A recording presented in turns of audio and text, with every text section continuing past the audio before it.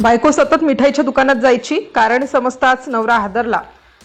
अगदी रोज एकच वेळ, एकच रस्ता आणि एकच दुकान. गावातल्या लोकांनी सुरुवातीला याकडे फारसं लक्ष दिलं नाही. कुणाला वाटलं घरासाठी मिठाई घेत असेल, कुणाला वाटलं मुलींची आवड असेल. पण जेव्हा ही गोष्ट रोजची झाली तेव्हा कुजबूज सुरू झाली. शेवटी हीच गोष्ट तिच्या नवऱ्याच्या कानावर गेली आणि त्याच्या मनात एक असा प्रश्न निर्माण झाला ज्याचं उत्तर त्याला पुढे आयुष्यभर विसरता येणारं नव्हतं.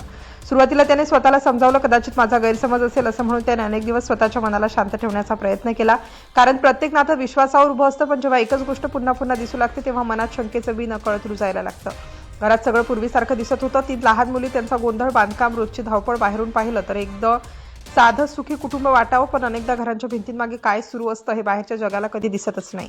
पत्नी रोज बाहेर जायची, काही वेळाने परत यायची. कुठे गेलीस असा प्रश्न विचारला की साधंसं उत्तर मिळायचं. कधी घरासाठी सामान, कधी मुलींसाठी काहीतरी, तर कधी फक्त थोडं बाहेर जाऊन आले. अशा उत्तरांनी काही दिवस नवरा शांत राहिला, पण त्याचं मन मात्र पूर्णपणे शांत होत नव्हतं.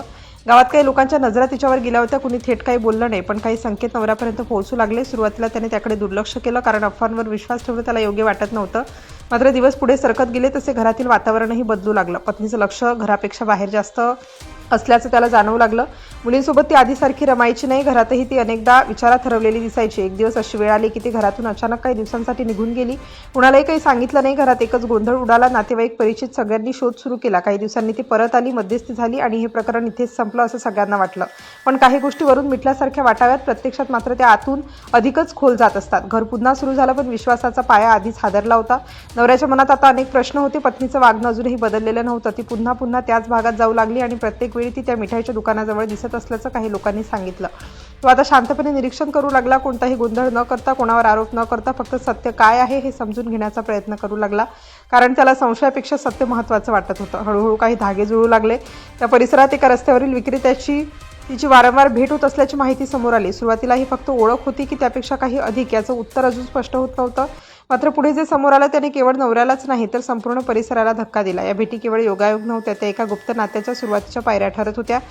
काही काळानंतर पत्नी पुन्हा एकदा घरातून निघून गेली. यावेळी मात्र ती परतलीच नाही. नवरा तिचा शोध घेत राहिला. नातेवाईक, ओळखीचे, सर्वत्र चौकशी झाली, पण तिचा काहीच मागमूस लागत नव्हता. दरम्यान घरात 3 लहान मुली होत्या. त्यांचं भविष्य, त्यांचं संगोपन आणि त्यांची सुरक्षितता, या सगळ्या गोष्टींची जबाबदारी एकट्या वडिलांवर येऊन पडली.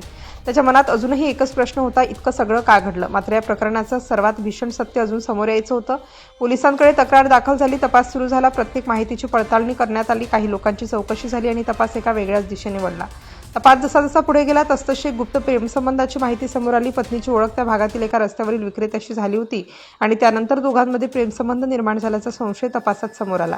पोलिसांनी पाळत ठेवली. अखेर रेल्वे स्थानक परिसरातून त्या महिलेला ताब्यात घेण्यात आलं. चौकशी सुरू झाली. अनेक प्रश्न विचारले गेले. सुरुवातीला ती टाळाटाळ करत होती, पण नंतर तपासात धक्कादायक माहिती समोर आल्याचं पोलिसांनी सांगितलं. तपासानुसार प्रियकरासोबतच्या नात्यात कोणताही अडथळा राहू नये या हेतूने तिने स्वतःच्या 3 मुलींना संपवण्याचा कट रचल्याचा आरोप आहे.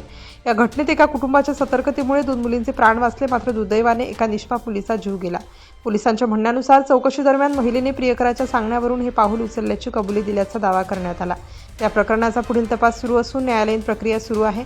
अंतिम सत्य न्यायालयीन निर्णयानंतरच निश्चित होईल. आणि शेवटी ज्यामुळे ही संपूर्ण कथा सुरू झाली, बायको सतत मिठाईच्या दुकानात जायची, कारण समजताच नवरा हादरला, कारण ती मिठाई घेण्यासाठी जात नव्हती.